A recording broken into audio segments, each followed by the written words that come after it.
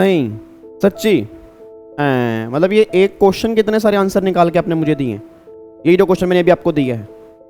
फिर तो आप और पटेल नगर वाले बच्चों में कोई फ़र्क नहीं है। वैसे उनके भी सुबह सेम हाल थे, उनके भी सेम इतने सारे आंसर आए हुए थे, और कुछ बातें मैंने उनको भी बोली थी, कुछ बातें मैं आपको भी बोलूँगा। मतलब अगर एक क्वेश्चन के यार आपके अगर इतने सारे आंसर आ रहे हैं ना, अगर एक क्वेश्चन के आपके इतने सारे आंसर आ रहे हैं, आप चेक कर पा रहे हो कि आपके एक क्वेश्चन के आंसर कितने हैं। क्वेश्चन मैंने एक ही दिया, मतलब क्वेश्चन एक आंसर अनेक। और अगर एक क्वेश्चन के आपके इतने सारे आंसर आ रहे हैं तो उसके दो रीज़न हो सकते हैं। या तो मुझ में कोई दिक्कत है, मतलब मेरे में कोई प्रॉब्लम है, भाई मेरा पढ़ाया हुआ शायद आपको समझ में नहीं आ रहा, या आप में कोई दिक्कत है। अब मुझ में कोई दिक्कत है ये मैं नहीं मानता। बच्चा कह रहा है हमारे में कोई दिक्कत है, हम नहीं मानते, बट प्रॉब्लम तो कहीं ना कहीं है ना यार। मतलब मैं कह रहा हूँ चाहे मुझ में है, चाहे आप में है, चाहे किसी में भी प्रॉब्लम है, प्रॉब्लम तो है। क्योंकि अगर एक क्वेश्चन के इतने मल्टीपल आंसर आएंगे ना, तो आप ये मान के चलो कि अगर आप अभी गलती कर रहे हो तो 100% आप एग्जाम में भी गलती करोगे। क्योंकि एग्जाम में 3 घंटे का प्रेशर झेलना ये बहुत बड़ी मुश्किल बात होती है सर। क्योंकि मुझे नहीं पता आप में से काफ़ी सारे बच्चों का पहला अटेम्प्ट होगा, बट जो मे बी मॉड्यूल नंबर 2 से मॉड्यूल नंबर 1 के आए होंगे, उन्होंने शायद एक बार एग्जाम दिए होंगे, तो उनको पता होगा कि वो 3 घंटे का प्रेशर होता क्या। सर हाथ पैर ठंडे हो जाते हैं। अभी तो आप फिर भी कूल माइंड से क्वेश्चन कर रहे हो, अभी तो फिर भी आप कुछ आंसर सही निकाल रहे हो। वहां पे तो ऐसा होता है कि जो क्वेश्चन आते हैं वो भी नहीं हो पाते, आसान क्वेश्चन मुश्किल लगते हैं। बच्चा बाहर आके कहता है ओ भाई साहब, ओ तेरी का, ओ माई गॉड, ये तो यार ये तो वही क्वेश्चन है जो मेरे को आता था, ये तो मेरे से गलती हो गई। मतलब उसको बाहर आके समझ में आती हैं चीजें कि अगर वो वही क्वेश्चन बाहर आके करता है तो सोल्व हो जाते हैं, एग्जाम में वो सोल्व नहीं होते। तो अगर आपसे अभी ये क्वेश्चन सोल्व नहीं होता, एग्जाम में भी सोल्व नहीं होगा। तो आपको मैंने पहले भी कहा है, जब भी मैं क्वेश्चन दे रहा हूं यार, जल्दबाजी किस बात की, आपने कहां भाग के जाना है। और आधे बच्चे तो होमवर्क ही नहीं करके आ रहे। कल आपको मैंने क्वेश्चन भी दिए थे, मैंने कहा था क्वेश्चन करके आना, बच्चे होमवर्क ही नहीं करके आ रहे। उनसे पूछो होमवर्क क्यों नहीं करके आ रहे, सर कर लेंगे सर, सर टाइम ही नहीं होता सर, सर अभी लो पढ़ रहे थे सर, अभी तो टैक्स में वैसे ही काम नहीं मिलना। आपको मैंने पहली क्लास के अंदर भी कहा था, और मैं दोबारा बोलने जा रहा हूँ। अब इस बात को ना यार थोड़ा सा ना यहाँ पे सेट कर लो, नहीं तो मेरे को नहीं पता आपके दिसंबर में एग्जाम क्लियर होंगे नहीं होंगे, बहुत बड़ी दिक्कत आएगी। आप नवंबर में परेशान हो जाओगे, दिसंबर में आपके एग्जाम होंगे तो जो बच्चे ये सोच के बैठे हैं ना कि ये तो एमए ही हो जाएगा, या ये मेरा नॉन कोर पेपर है, या तो ये मेरी लाइन ही नहीं है। तो पहले तो जिन कथा कथित दोस्तों ने आपको ये बात बोली है, या कोई सीनियर ने बात बोली है, या दोस्तों ने आपको बात बोली, वैसे वो दोस्त तो हो नहीं सकते जिन्होंने भी बात बोली है, या वो सीनियर भी नहीं हो सकते, बट जिन्होंने भी ये बात बोली है, तो एक बात आप कान खोल के सुन लो, इसके बिना एग्जाम तो नहीं निकलेंगे।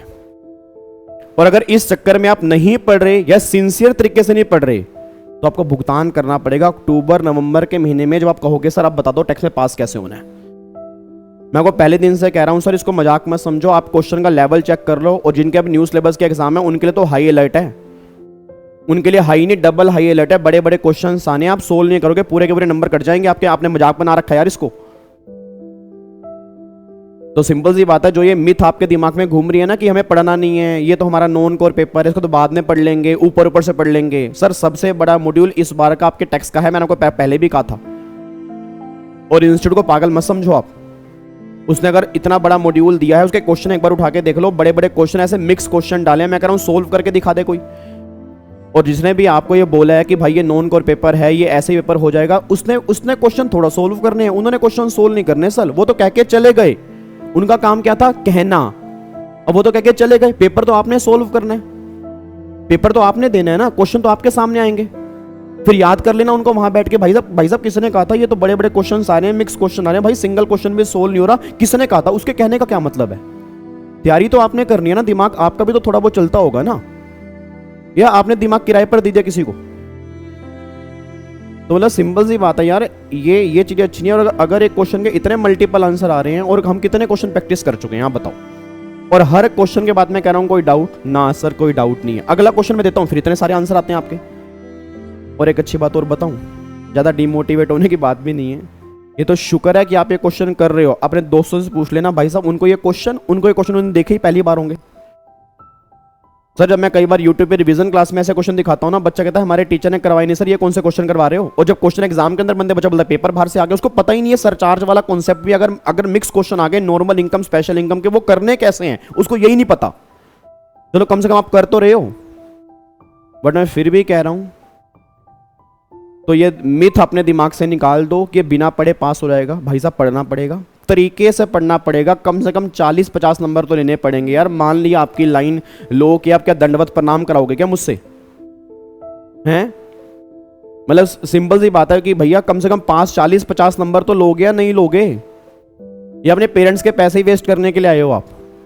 या पढ़ोगे भी, थोड़ा बहुत पढ़ोगे तो है ना, पढ़ना पड़ेगा ना। 50 नंबर तो लेना है, तो 50 नंबर लेने के लिए क्या करना पड़ेगा? पढ़ना तो पड़ेगा। अब बच्चा कह रहा है सर आसान आसान पढ़ लेंगे। भाई आसान वसान कुछ नहीं है, पहला चैप्टर चल रहा है अभी, अभी टैक्स रेट वाले क्वेश्चन चल रहे हैं, अभी तो आगे 5 हेड भी आपके आने हैं, तो कैसी बेकार की बातें कर रहे हो आप? तो थोड़ा सा सिंसियर हो जाओ।